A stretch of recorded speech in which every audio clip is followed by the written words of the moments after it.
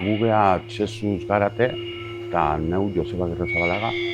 Oinaigeak geu ematen, baina, bueno, proiektuk izan du saio irekia. Eta hau hasi izan Hendaiko Borderline fabrikan 2003an. On gaude Dinamon, iten nahi geha on. 2004 inen genuen, zen urtin hemen genuen, eta urten berritu indeu, eta bigarren temporari.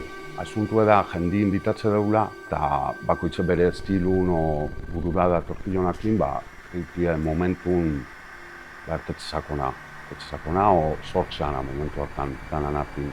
Bizkat importanti da, jendi etortzi aurre iritzi o aurretik indako idea handi gabe, eta ja, hasieratik esate dugu, como que irikite goteko. Osoa proposa iruditzi zagugu, Dinamoko espazio, espazio asko, ez daukegu larri ibili berriko zan. Eta gero materialare oso ondo dago, eta erreztasunek ekarri dizkigu hau egiteko, proiektu hau egiteko. Zuntu da, hemen egite dugu improvisazio, ez da, askotan ordu terdikoa da, o agian gehiago. Baina gero egite dauna da, hemen egondan bat, o pertsona bati esan hori nahazteko etxean. Hori gero igotzea Series Negras Bandcampeko horri batetara. Baina aurten egin dugu kanbilo bat bezala.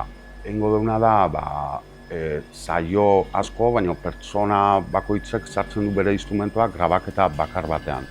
Eta basea bezala grabazioana da, ia batez egindako base bat, eta gero pixke, jendeak sartziona da igual pixkatu humanidade pixketo, grabazio horri.